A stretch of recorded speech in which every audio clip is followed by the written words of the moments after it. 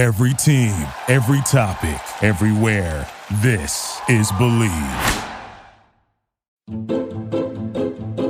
Welcome to Sugar Coated Murder Podcast, a brilliant true crime podcast hosted by two zany sisters, all while baking up delicious treats in their kitchen. Here are your podcast hosts, Karen Devaney and Ann Varner.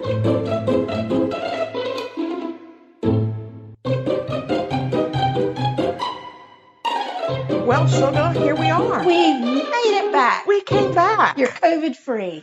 I think I'm COVID-free, but I will tell you I am not over COVID. Right. Well, I think it takes a really long time to get over COVID. I took a 100%. 2.5-hour nap again today. Right.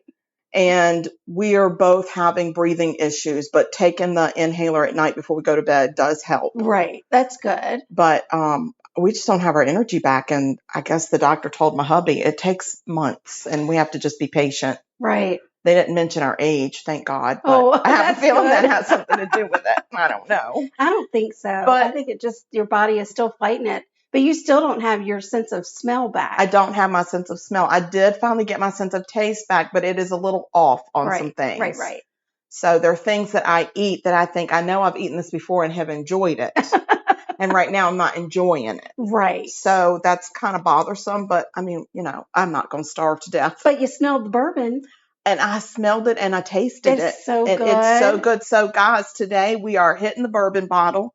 And for Christmas, from a very special person who was my secret Santa. That's what made him special. I don't want him to think he's special any other way, except he is engaged to my daughter.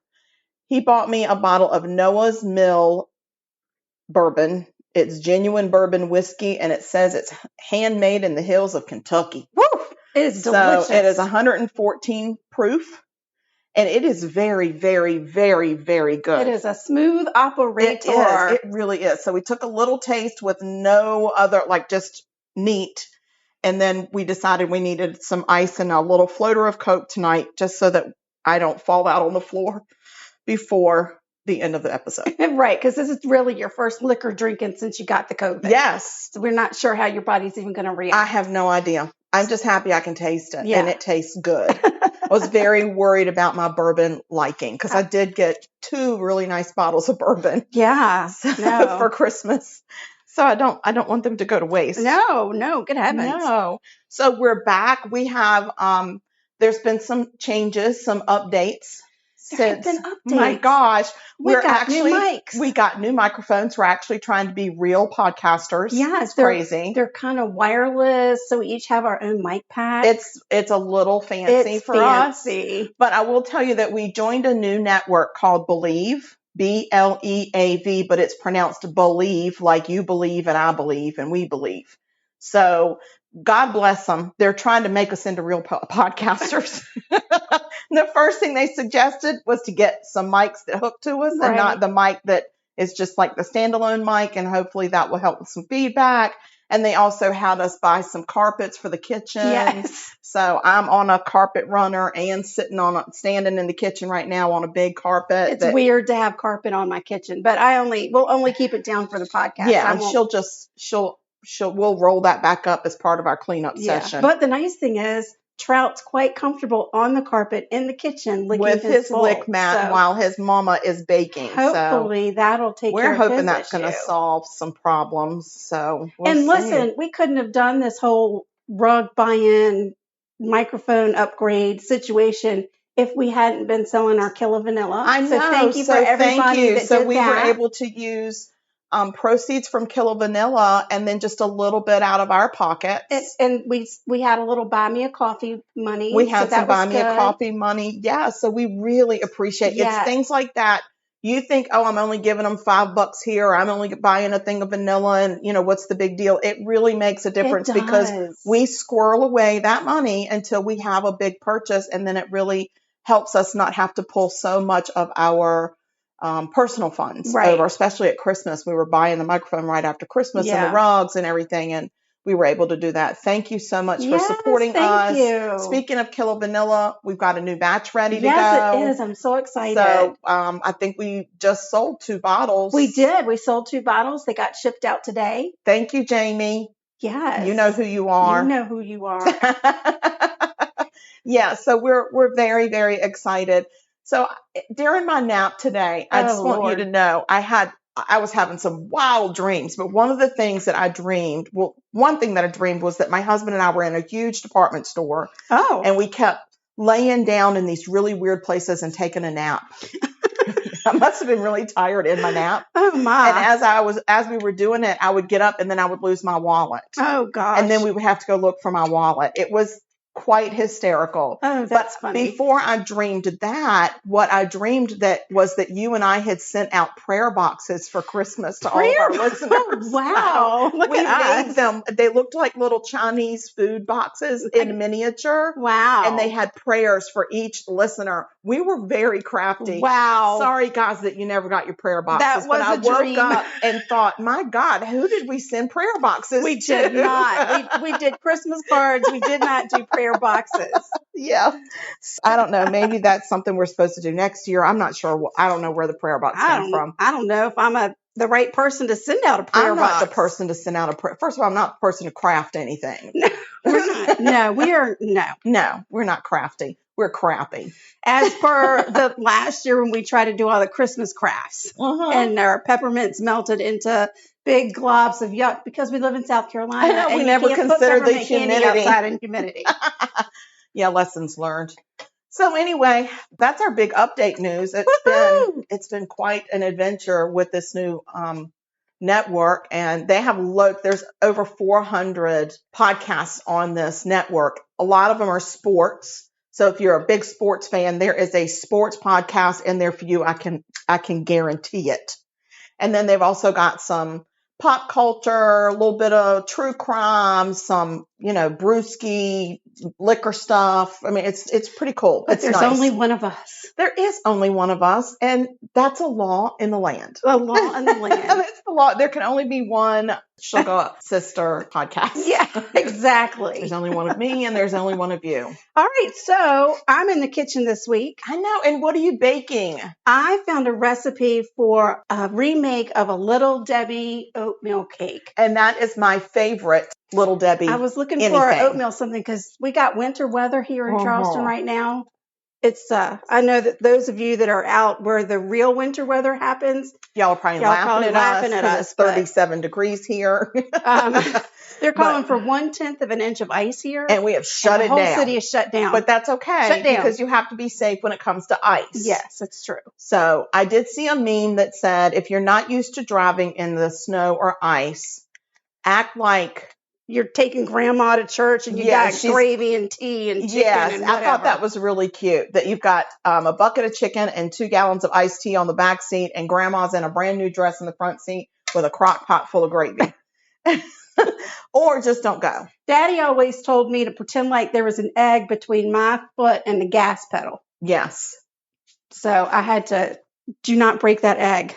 And don't press on the brake. Don't press the brake. If you start spinning, turn into the spin. Or just let it go. Take the wheel. Yeah. That's it. Yeah. So I'm excited for your oatmeal pie. Yes, it's not a hard recipe. It's where'd you get it?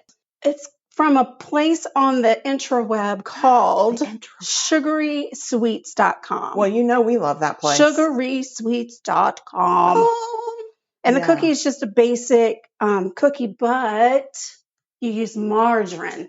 I mean, when's the last time I used margarine? I didn't even know they sold margarine anymore. Well, they don't sell a very lot of it.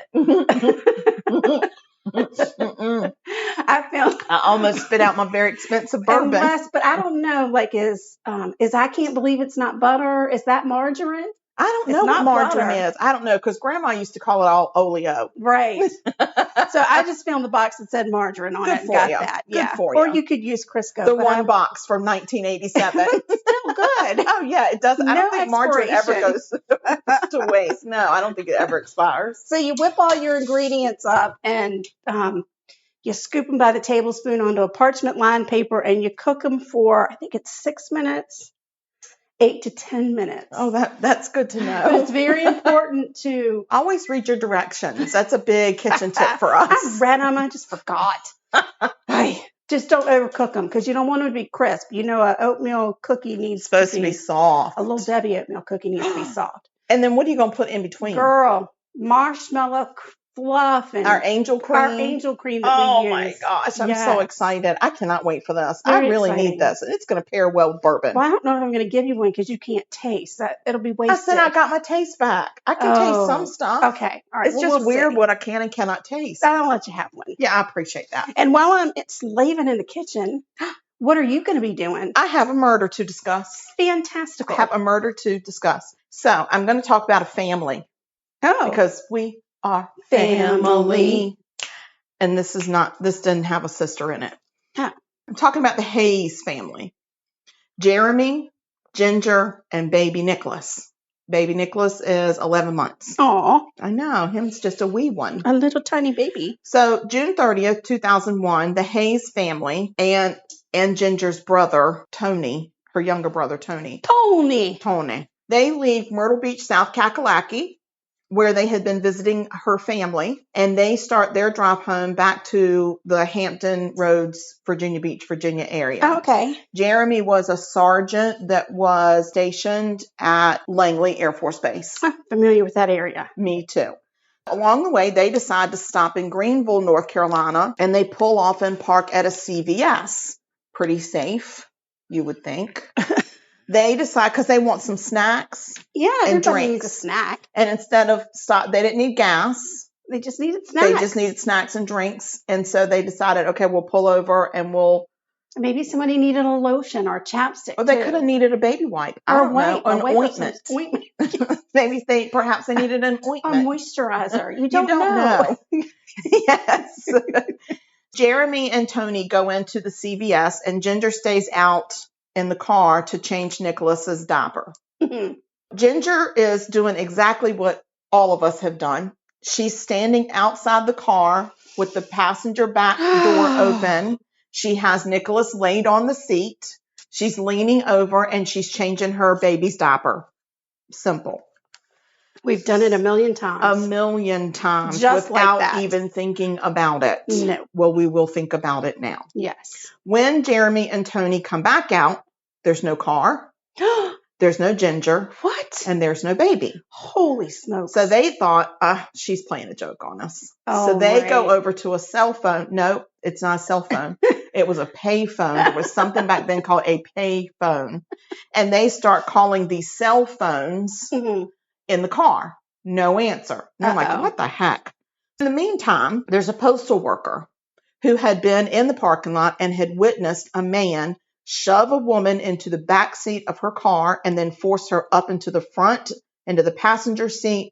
And then he gets in the driver's seat and off he drives in the Ford Focus. Oh, no. And this Ford Focus is owned by Jeremy and Ginger. The postal worker calls 911 and reports exactly what they saw. Postal workers unite. I know. God bless a postal worker. They're everywhere and they're not scared to say something. They say it. Yes, they do. Then the postal worker sees Jeremy and Tony standing there with this very verklempt look on their face, like, what the? Right. And the postal worker goes over and says, I just witnessed your wife being kidnapped. Oh, no. I know. So then Jeremy calls the police as well and fills the police in on who's been kidnapped and says it's my wife, Ginger, and our baby, Nicholas. Immediately, a police officer was in the area and probably within 60 seconds pulls into the CVS to see what's going on and starts taking the report. So things are happening very quickly. Yeah. A bolo goes out for the car immediately. An alert goes out for a kidnapping of Ginger and Nicholas with a good description of the car, the tag, everything. Which God bless Jeremy because I wouldn't know the damn tag. I don't know the tag of my car.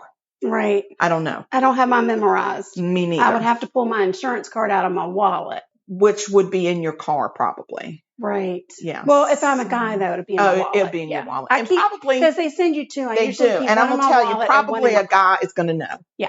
Something tells me a guy's going to know his license plate number, at least part of it. Right. Okay. So the bolo goes out. The description Even the description of the attacker goes out because the postal worker was able to get a pretty good description. Oh, wow. So about an hour later, Ginger is seen on video at the Hunter Hill Food Lion in Rocky Mount, North Carolina, buying batteries and using her debit card to withdraw $100. Okay.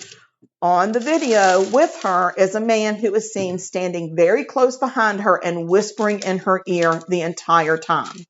Ginger looks terrified. Oh. So police recognize the man on the video immediately as Andre Edwards, and they go looking for him.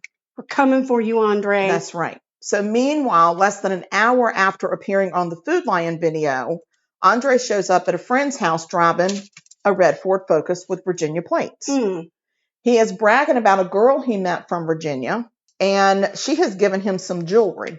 Oh. A gold chain, some bracelets, and some rings. And he is very proud to show those off. Oh, no. So eventually, police catch up with Andre and take him to the police station. In the interview, Andre denies everything. Of course he does. He says the witnesses are lying about him. Oh, for heaven's sake. Right. Police ask him to at least help find the baby. We need to know where the baby is, hoping that Nicholas is still alive. Andre says, I don't know what you're talking about. He denies being in Greenville. He denies driving a red Ford Focus. He denies meeting a woman from Virginia. He denies being at a Food Lion. And he denies knowing who Ginger is. Oh, my gosh. So at that point, detectives notice some blood on his clothes. So they take them. And some blood on his shoes. So they take those. Andre still denies everything. Later that evening, a man is walking his dog, Charlie, out. I went to Minnesota for a minute. I'm going to come back to the Kakalakis now. Out for a walk in a field near his house in Nash County. Charlie, the dog, alerts on something in the field and thinking it was oh God, I must have been hungry because I meant to say snake, but I totally wrote snack. Snack. I think he noticed a snack. It's a snack sound. I must have been hungry when I wrote this. Thinking it was a snake, he walked over to check it out and to call Charlie back so Charlie doesn't get hurt. And when he does, the man finds a baby lying face down amongst briars and honeysuckle. Stop what you're saying right this minute. You stop it. I can't stop because I'm in the story now and I don't have another one prepared. Take it back. I can't do it. Skip this part. I'm not doing it. So this baby is only wearing a diaper and is surrounded by flies. Oh, God. So the severely... You really have to see that? I can't. I have to do it. The severely sunburned baby is not moving. And about 4 yards away, it actually was 54. No, it was 50 feet, 4 yards. I did math. Isn't that crazy? Yeah. About 4 yards away, a woman was lying on the ground, bloody, beaten, and still. The man gets Charlie and runs back to his house and calls police to report the 2 dead bodies. Oh my God. When police arrive and they approach the scene, little Nicholas raises his head. Yes. Oh my God. He's alive, but near death. Oh my God. He's rushed to a hospital. He has suffered 1st and 2nd degree sunburn, scratches, and severe dehydration. A pediatric ER doctor. I'm not sure what country I went to there. Doctor. Maybe. Hello, doctor. Dutch. The Dutch. What's the Dutch? What's the Dutch country? I don't know. Anyway, they said that Nicholas would not have survived the night if Charlie had not found the baby when he did. Charlie the dog. I'm giving Charlie all the credit. I know the man is the one that ran for help, but I'm just giving Charlie all the credit. Right. I don't blame you. Unfortunately, Ginger was not alive. Right. I'm sorry. She had been raped and strangled and beaten severely. Oh, Ginger. She had lived for about 2 hours as she died, face down in the dirt and bleeding near her baby. Dear God in heaven. Lady. Damn it, I'm going to have some more bourbon. Oh, God. Oh, Lordy. I'm going to have to take a swallow myself. Oh, God, that's so flipping good. Thank you, Noah's Mill. I love you. Uh-oh, I have to sneeze. Oh, no, God bless you. Cover yourself. What do you do when you're wearing a mic and you have to sneeze? You have to look up that turn it off, but to turn it off, it doesn't appear. No, I don't know. Can't. We're just going to have to edit it. Or not. Please. Anywho, I meant to say later, not lady. Lady. Hey, lady. Later, the autopsy. Heavens to Betsy. I need to, excuse me while I guzzle. Maybe you do need a guzzler. You need a guzzler. Oh, yeah. I know I can talk now. Okay. Later, the autopsy would reveal that Ginger had a broken neck along with fractures to her skull from at least 4 blows with a heavy object. Across her shoulders and back, she had circular marks that showed rust in them. What? I know. She had died from trauma to her head and neck. All of her jewelry was missing. All of it. Isn't that interesting? So Nicholas is treated and released from the hospital to Jeremy. Thank you. Jeremy takes Nicholas to Virginia Sweet. without a mother for his child and without his wife. Ginger Hayes was 23 years old. Oh, my Lord. 23. She was just a baby herself. I know. Bless her Andre heart. is arrested, and upon arrest, well, I don't know why it said upon arrest, because they already took the man's clothes. So I think when they took his clothes, this is when they figured it out. Right. But he had all of Ginger's jewelry in his pocket. At the time that Andre kidnapped and murdered Ginger Hayes, he had been charged with 57 crimes in various jurisdictions, mostly in North Carolina. 57 Shame on North Carolina for letting Yes. him walk the streets. convictions of weapons Shame. charges, assault, Shame. robbery. He had dodged jail time in most of his convictions. The most that he served was 15 months at a time. But if the system had not worked in his favor, he would have been in jail instead of in Greenville in a CVS parking lot to rape and murder and kidnap Ginger and almost kill that baby. Oh, my. That is just terrible. So by the time the case went to court, Nicholas was 3 years old and Jeremy had remarried, God bless his heart, and he was expecting a child with his wife. He actually missed one day of court because the woman went into labor and had her baby. Oh, oh my goodness. Actually, it wasn't court. I think it was sentencing that he met one day of sentencing, but he was there. Right. He was there for everything. The DNA that was found on a rusty tire rim at the scene told investigators that that was the murder weapon. He had found a rusty tire rim. Wow. And beat her with it until she died. Oh my gosh. So Andre is convicted on 11 counts, including first-degree murder, first-degree attempted murder, rape, 2 kidnapping charges. This guy's gone, right? Well, I certainly hope so. Well, just hold on to your britches. Oh my goodness. So at the sentence hearing, they're pushing for the death penalty because this guy really at this point, it's 57 strikes, you're out. Right. Yeah. I mean, like you're done, You're mister. done. It's Plus, over. 57 plus 11. Hold on. I'm going to do that math. 68. 68. Come on. I'm doing it in the air. Give me a minute. 68 convictions against him. It's done. We're done. It's We need to over. wipe him out. Sorry if he has family that gives a shit about him, but I don't. Anyway, in the death penalty sentencing phase, 2 of the 12 jurors freaking hold out. Why? Did the I don't DNA know. on his pants match? No. Okay. So he got convicted.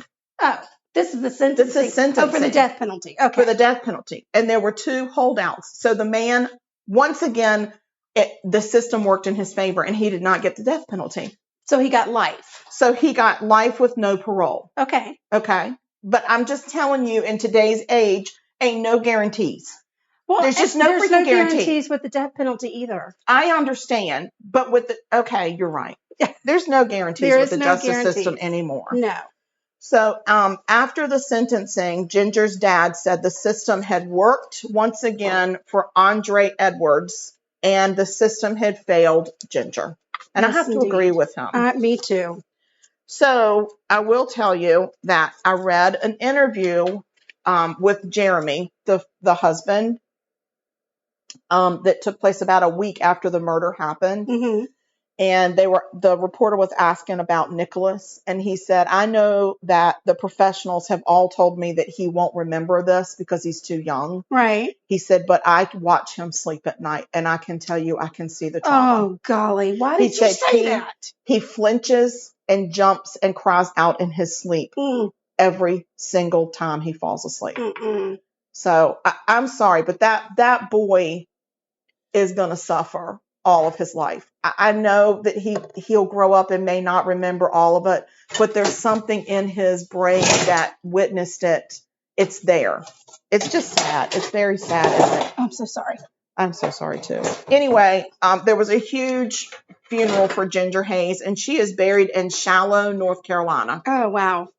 How about that? And Shallow is kind of in between Wilmington and Myrtle Beach on the North Carolina, South Carolina border. I think that's where her family originated from. You know, they lived in Myrtle Beach, but I think they originated from there, and that's where they had a family plot. Right. So, and Jeremy has gone on with his life, and like I said, he remarried, and they had at least one child. But I got to tell you, this case really stood out for me because Ginger was doing something that you and I have done a million times. Oh, yeah. A million people have done it a million times. And I'm sorry that I am kind of a hard ass about this, but I think as Americans, as humans, we should have the right to change our baby's diaper in a CVS parking lot in the car and be safe. Right, without getting bludgeoned to death and raped. Yeah, and then dying, and then your child almost dying because of being left out in the elements. Like he literally like trash. He tossed that baby out like trash. Yeah. He has no regard for human life. I can only hope that in prison he suffers every single day. Every day. I know I'm supposed to forgive, Lord Jesus. I hope you understand that that's just one of my things I can't do. I can't do it. Lord Jesus, please forgive me for not forgiving. But I have a hard time with it when somebody can do that, not just to a woman. And the woman, she was practically a girl. She was 23. Right. And then her baby, her 11-month-old baby, and he got $100 and some jewelry. That's all he freaking got. What a jackass. Yeah. And the Ford Focus was a rental. So, and that's not even, it's not like he was trying to steal a Cadillac or a Mercedes or, God forbid, a Lincoln. So anyway, that's my case, and I'm just real sorry. R.I.P. Ginger Hayes and Little Nicholas. I hope that your life is full of nothing but joy and happiness and comfort and safety from now on. Yes. So there you have it. That was a good story, Sugar. It was tough to hear, though. It was a good story. It was tough, and there was a lesson there. There was a lesson. Be careful about. You just have to have a buddy system these days. Not just a buddy system, but you can't. When your people leave you in the car, the doors have to be closed. It has to be locked. I don't care if you have to take the baby seat and put it in the front seat and put the baby on, and then change the baby like that. I don't care what you do. Right. You cannot be near a car with unlocked doors. Like you can't be in it, next to it, halfway in, halfway out, whatever. Right. You just can't do it. So I'm very sorry that happened to Ginger because me too. How traumatic that must have been for her, and how traumatic for her husband and her son. I know. I mean, the guilt. So anyway, wow. Can we just talk about something else, please? I'm really depressed. I'm having a hard time with it. Well, my first batch of cookies have come out, and they really do look like oatmeal pie cookies. I know. They're nice and round. They're all uniform. So I'm very excited about that. They're kind of soft. It took more than 10 minutes for them to cook in my oven. Okay. So I just set it at 8, and then I did 2-minute increments after to see how they would turn out. And I really am measuring them. I'm taking a tablespoon and putting it into a cookie scooper thing to try and get them uniform. And you're doing a good job. Thanks. They look real good. They look professional. Thank you. That's what I strive for. I know it is. I know. So I think maybe we could take a break. And we could take a break. We don't really even have to. Well, we do kind of have to switch a little bit because I can't be making things while I'm talking about my murder. But I have a murder too to talk about. I know you do. I know. So we'll take a break and maybe you can get that fluff going. I'll get the fluff going. And then we'll come back on when everything is ready to go, and then you can talk about your moida. Sounds good. And we're going to play a promo on our break, so stay tuned. That's exciting. The super familiar with the Wilsons podcast. You know that family whose house you hung out in when you were a kid? The house was a little loud and chaotic, but always fun, and sometimes felt more home than home.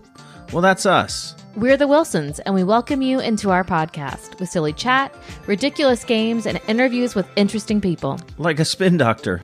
the super familiar with the Wilsons podcast. Welcome home. And we're back.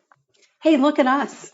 And Somehow we managed to get back. I know. We found our way back. Oh, I gotta take my glasses off. And unfortunately, Trout has finished all of the lick mat. And he's now had a throwing a treat. fit. And now he wants to be held. And it's quite honestly too hot right now to hold him. I know we mentioned it was winter weather here. And it is winter weather. But because I was a little frightened by the concept that my power could go out sometime in the middle of the night or tomorrow, because we're supposed to get 1/10 of an inch of ice, I decided to crank the heat up in my apartment to keep it warm.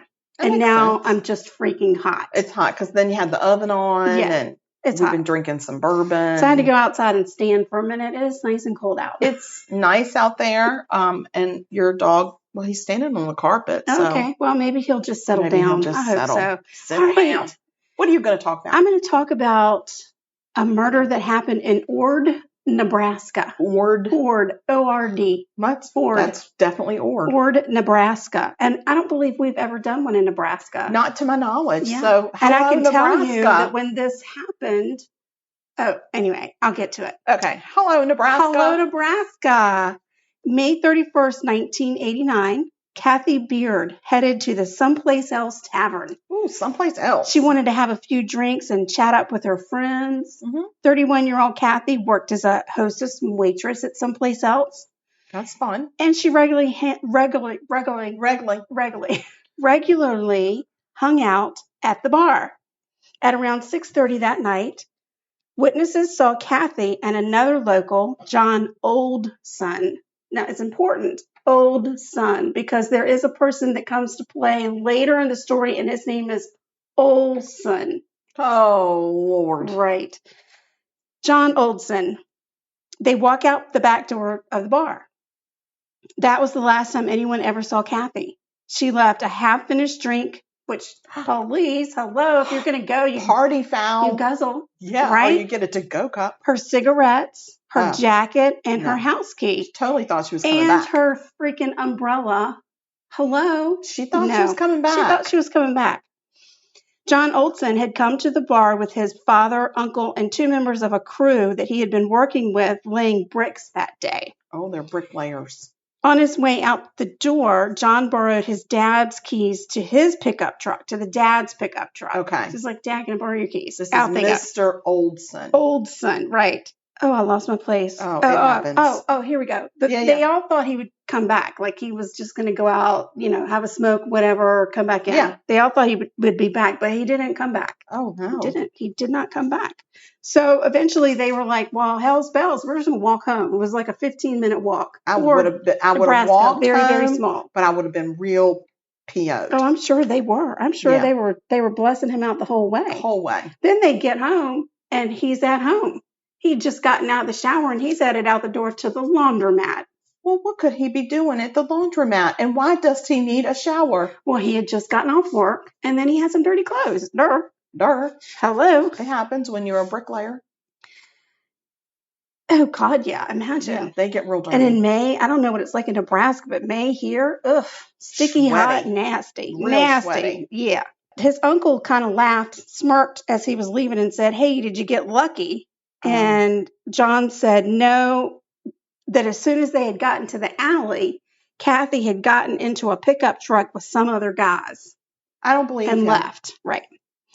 The bartender and the owner of Someplace Else reported Kathy missing that night, and police began their investigation into Kathy's disappearance.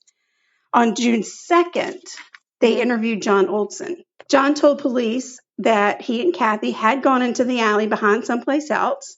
John said that he had propositioned Kathy for a little touch and feel. Oh, a little tickle giggle. What's it called? Slap and tickle. Oh, my goodness. Oh, my. Oh, my. Oh, my. Anywho, Kathy turned him down, so John walked it to his dad's pickup truck to leave. And as he was leaving, he said he saw Kathy get into another pickup truck. Oh, my words. A puck up trick. A puck up truck. Trick. Oh, Lordy. More bourbon, please. Yay! Another sip. Mm-hmm. On June 6th, Olson was interviewed again by an investigator, this time with the Nebraska State Patrol. Okay. Olson told this investigator that he had asked Kathy if she wanted to go out back for a little slap and tickle, touch and feel while they were sitting at the bar, but Kathy said no. So he asked her several more times, and finally she agreed. How many times are you going to ask? I don't know. Finally, she agreed to go outside to talk to him. He said that they stood by the passenger side of his dad's pickup truck. Again, he asked Kathy to have sex with him, and Lord again, Kathy John turned him Olson. down. I know. Just go home and take care of yourself, right, and get it over with. Come on. Just go. Get to getting. This time, Olson said he got mad and tried to grab Kathy by her wrist to try and pull her into the truck. Because he doesn't know that no means no? Right, because he said, of course, what are you talking about, no? Your You're mouth kidding. is saying no, but the rest of you is saying yes. Hell yes. So he said he tried to grab her by the wrist, but she pulled away. And at that point, he said he slid from the passenger side of the truck to the driver's side of the truck, and he started to drive away. At that point, he said he saw Kathy get into another pickup truck. And he left his family members and crew high and dry at the bar with no ride. Yeah, and Olson said, I went home and got a bath. After my bath, I got my dirty clothes together, and then I headed to the laundromat. And as I was leaving, I ran into my dad and my uncle, and that's that. And that's that. Yeah, that's just it. Okay, Johnny. Police searched his pickup truck at that point, and they did not find anything that linked Kathy to that truck. There was no DNA evidence. There was nothing Kathy related found in that truck. Nothing. 0, 0, 0. But remember, this is June the 6th. She disappeared on May 31st. Yeah. Do you think he's vacuumed a couple of times? With no leads in the case. He took his truck to the laundromat. Yes. With no leads in the case and obviously no bodies, so they can't prove that Kathy's dead or anything has happened to her, the case goes cold. A resident did come forward about 10 days after Kathy's disappearance to report disappearance. What is happening? It's the bourbon. Oh, yeah. It's really good. It just got our tongues a little relaxed. Something happening. I don't know. I'm going to have to, I don't know. Anyway, this person did report that they had seen John Olson cleaning that pickup truck the day after Kathy disappeared. He cleaned it so much that he took the seats out of the truck and hosed the interior down with a water hose. Oh my gosh. Yeah. While that information did raise suspicions, it wasn't enough to make any kind of an arrest. You know? Are you sure? Because I feel like it is. It's still no. No? Evidently in 1989, it won't. Well, I feel like in these days it might. Yeah. It will. In April of 1992, someone discovered the remains of a skull on a piece of property locals called Party Hill. So it would be like our Patrick's. Right. Or Hatchers. Right. There's a piece multiples. Of property. This was a big piece. It was part of a ranch. Yeah. And people did live on the ranch, but not at this particular spot of the ranch. Had some fields. Drinking fields. Some plate party. It was Party Hill. It was party fields. Police were called, and they began searching the property to see if there were any additional bones. And they did find more bones, and they found the sweater that Kathy had been wearing when she disappeared. There was blood on the sweater, and a hole had been cut out in the abdominal section of the sweater. What? Right. DNA from the sweater confirmed that the remains belonged to Kathy. They compared the blood sample to her mom, and they were able to confirm. I don't think there was enough teeth for any kind of dental record. That's a shame. Anyway, thank goodness the blood was there, else they wouldn't have known, right? A forensic anthropologist said that Kathy had suffered blunt trauma to the chest, face, and skull. She had indications of stab wounds to her wrist, her vertebrae, and her sacrum. So basically the pelvic area. The pelvis. That's mean. That's a mean place to stab somebody. I'm just going to point out right there. That is mean. That is mean. It's just mean. Mean-spirited. Police wanted to talk to John Olson again, and he was real easy to find because he was in jail. No. He had been arrested on a sexual assault charge. Not Johnny. It seems that John had assaulted a clerk at a gas station, and let me tell you what he did. He grabbed her and pinned her to the ground, raised her shirt, and rubbed her stomach. Gross. What is that? That's gross. What is that? What I'm telling you is Can I gross. ask what he rubbed her stomach with? I guess, I don't know. His appendage? It didn't say that she was sexually assaulted. Just that It said rape. Oh, yeah, sexual assault. Yeah, I don't know what he rubbed on her tummy. Oh, I do not know. John. I do not know. You're a sickoid. Yeah, that's disgusting. So they go to the jail and they interview him, and his story didn't change. One more time, the case goes cold because what are you going to do, right? In 2010, I'll tell you what you do. You put his head in a vice.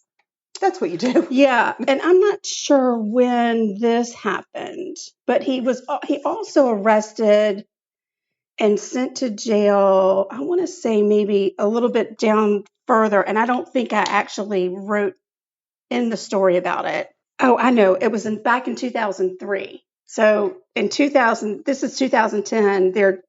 They're now ramping up the case again. They kind of search into his cases, like what you've been up to. And in 2003, Bozo. he was incarcerated for sticking needles into his 2 stepdaughters' stomachs. What is it with the stomach? He's got a stomach fetish. What the fuck? And there's a word for it, but I couldn't pronounce it. That's a thing? It's a thing. What a sick ticket. Really? Come on. A stomach. I know. Come on. So gross. Trout does not like it. I don't blame you, Trout. I don't blame you. That's enough of that. It's gross. It's just sick. Terrible. But you like belly rubs. Yes, you do. But not in that kind of a way. No. Definitely not. All right, so back to 2010. In an attempt to solve outstanding cases, the Nebraska State Patrol released a deck of cold case cards. I love it when they do this. I know, me too. They handed them out to the inmates. Yeah. To see if anybody in the here, jail you want to play some poker? Right, play some poker. Hey, can you lay down, little puppy? No, sweet puppy. Oh, sweet boy. Hey, so we mentioned belly rub. I know. Here's a belly rub. Yes, you need to lay down. Kathy Beard was the 2 of spades in that deck. And don't you just know? La-dee-da. Some inmates came forward and said, hey, I know that name. There's a guy that talked about her. Mm-hmm. Right? Wonder who he was. I don't know. Police then talked to an old cellmate of Olson's, and he said that Olson had killed Kathy, that he said he did it. He told me he killed Kathy, and look around his stuff because he writes stuff down. Oh. Mm-hmm. So police decide they're going to arrest old John for the murder of Kathy Beard, and he is taken to jail to await trial. And just before the trial starts in 2013, John's mama comes in to the police station, and she has with her a diary. Oh, a diary. Just happened to surface. And it is a diary that says that Kathy Beard had actually been sold to a ranch in Nebraska, and she was a sex slave. And the people that own that place. Whose mama is this? John's mama. Mama, stay out of it. John's mama. Mm-hmm. And she said somebody delivered this in an unmarked envelope to my mailbox. Gladys, and it says right here. Sit down and shut up. That Kathy Beard was on that sex ranch and that she was killed on that ranch. And my son had nothing to do with it. My son didn't do it. He's a good boy. So, of course, he just likes to rub a belly every once in a while. A good belly rub. That makes me a good belly rub. That makes me cringe. Ugh. So, of course, now police have to investigate it, right? Because you can't get evidence like that and not investigate it. I suppose. So they go out to this ranch, and the man that had lived out there has passed away. Okay. His wife is still there and still alive, and she's 90. 90. And they start to interview her, and she's like a preacher's wife. They're like, no. Yeah, exactly. She's like, a what kind of ranch is what this? did What did you say? And they said to her, is there anybody that would that you know that would do something like this, that would say that you had a sex slave. She must have been situation. like, oh dear, don't say And this. she said, actually, yes, that when my husband died, there was a ranch hand named John Olson Okay. who was very mad because he felt like that he should have inherited part of the ranch. Okay. And he did not. And he got I'm real still mad. living on it. So they go and find this John Olson, and he admits, I made up the diary. He delivered it to Gladys? Yes. Lord have mercy. Sorry, Gladys. I thought you were in on it. Yeah, he did. But it was boy all is still a fake. freakatoid. Yes, very freaky. But yeah, no, that pit turned out to be a lie. And they did charge John Olson with obstruction. Mm-hmm, So, and tampering. Tampering with a case. What is that? The tampering thing. I thought it was obstruction. There you go. Or could it be witness tampering? No, because she wasn't a witness. No. Just let's say obstruction. There was some obstruction. There was a situation. Mm-hmm. So John's trial starts. Now, this is very interesting because it's 2013. This happened in 1989, and there is not one piece, not one shred. Oh my goodness, Trout is having a panic attack. Oh, Trout. Just having a panic. We still need some buy me a coffee money and Killer Vanilla money to get Trout some kind of a therapy or some kind of doggy bourbon like we talked in our New Year's resolution. Yeah, that's right. We got to come up with a doggy bourbon. Yes. Here's the good news. Now that we've got these microphones that we can walk around with, I just sit on the sofa and he can get all his issues quietly resolved. We'll see when we do the playback. Yes. As he sneezes. So like I said, there was no physical evidence to present, but Olson did make some incriminating statements while he was in jail waiting for his trial because they just cannot keep their mouth shut. They really can't. They go to jail and they're like, I'm in jail and talk. Yeah, diarrhea of the mouth. And phone calls. Yeah. I'm going to call people and I'm going to say people things. And tell things and then nobody will ever know. He's talking to his wife on the phone and he's like, there can't be any DNA evidence, right? Like, I'm trying to figure out what they might have on me. And she's like, well, they shouldn't have anything on you because you didn't do it, right? Exactly. He's like, yeah. But just in case, I told you I grabbed her wrist. Maybe she bumped her head and there was blood or something and they got it. Right. Yeah. Mm-hmm. That's what happened. I think he cut that sweater out because he rubbed something off on that sweater. Yes. Because he was trying to do the belly rub. That is what the prosecutor thought as well. It makes me gag. Yeah. Like I'm serious. It's very disturbing. It's so, God. It's a fetish and it has a name and I don't know what it is because I don't want to know it. I don't want to know that this exists. No. I can't unhear it. No. He also wrote in a journal while he was in jail. He didn't come right out and say that he did it, but he certainly didn't help his case with some of what he wrote. Mm-hmm. Several women testified at the trial that when Olson would get mad at them, that he would threaten to do to them what he had done to Kathy to keep them straight. Okay, champ. This is one of the statements that he wrote in his journal. I guess the whole import of this thing with the missing one has not hit home yet, but it should, as they are now looking for charges. If they do prefer charges, well, damn. I don't see how they can hang me for anything. He just can't help himself. He cannot. And he can't stop talking or putting pen to paper. Just keep your innards thoughts. Keep your innards. Keep your innards in your thoughts. Keep your thoughts in your innards. And another excerpt that I read, he talked about, he called them bellies, stomachs, middles. He was like, I don't care what you call it. I just love it. Oh, where does that come from? I know. And then he starts I've never heard of that. Rating women that he liked the most, right? And according to their bellies? According to his experience with them, belly and all. Mm-mm. And he kind of puts them in order about who he liked the best. And he said, obviously CB was the best of all. That was the best experience of my life. Yeah. He's not very smart. No. It's because these murderers have these egos. Right. That they have to consistently feed. Yeah. Like nobody's going to think I did it. No. Well, yeah, you're weird. You're a weirdo, John. You're a weirdo. John Olson. Way to go. You were not right. Champ. No. You're a chump. You're a chump. Champ. That's right. So Yeah, It's he grody. didn't. It's just, he was nasty. He was just nasty. Nasty. It took a jury 6 hours to convict him of second-degree I'm murder. surprised it took that long. I guess they had to order dinner. Well, I think they got, there was no, it was all circumstantial. I know. I think that's the hardest part of Yeah. the whole thing, is that it was all circumstantial. Yeah. I'm actually a little bit surprised if he hadn't written in those journals. And talked. And the jurors actually got to read excerpts from the journals when they went back to deliberate. So I think they had a lot to go in his through. handwriting. Yeah. Anyway, they convict. They say he guilty. He did it. He guilty. And he was sentenced to life in prison.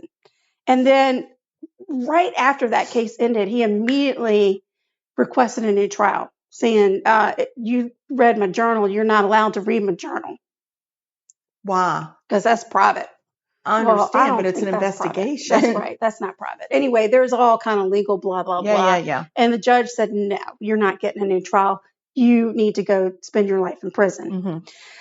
He did appeal his case in 2016, and he cited it's pages and pages and pages of document about how, because he's been spending time in the law library. Exactly. Now he's got stuff to say. That appeal was denied. He ain't getting out.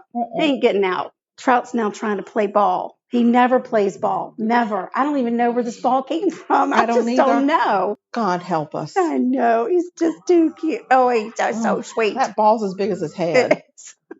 And that's my murder. That is my murder. God so he bless. Was convicted and he was sent to jail. Life. He got life. And he comes but next time. But it's not life, no parole. Well, he comes up for parole again in 2023, but he hadn't had any success since he's been in jail. All right. Well, everybody in Nebraska needs to go and find out when that is, and go write the judge and write the parole board and write the everything and go to the hearing. Listen, I'd like to know how many. I mean, there are probably people that are like, dude, he's not safe to the community, because every time he comes to the parole board, he asks everybody to shave their stomach. He says, "Can everybody wear a belly shirt, please?" I request the board wear a belly shirt. Yes, mm-hmm. And my attorney. Nasty fella. Ew, that's gross. He's grody. Okay, well, that's two interesting murders that we've knocked out. Oh, I was going to tell you one thing. When they were looking for Kathy's body, they knew it was Kathy.